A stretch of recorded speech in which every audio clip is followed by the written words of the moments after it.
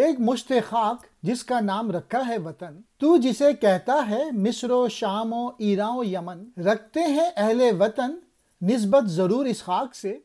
ملتیں لاریب کرتی ہیں ظہور اس خاک سے، دیکھ اس نسبت میں مضمر تو جو رکھتا ہے نظر، ایک نقطہ راس کا ہے بال سے باریک تر، گرچہ مشرق سے نکلتا ہے فلک پر آفتاب، ہے تجلیات اس کی کتنی شوخ و بے حجاب، وہ مٹی کی مٹھی جسے تو وطن کا نام دیتا ہے،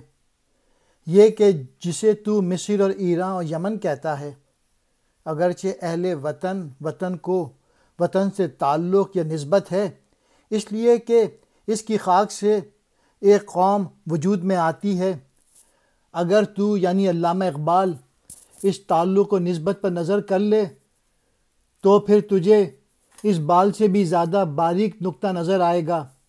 آفتاب اگرچہ مشرق سے طلوع ہوتا ہے اور اس میں شوخ اور بے حجاب تجلیات ہوتی ہیں،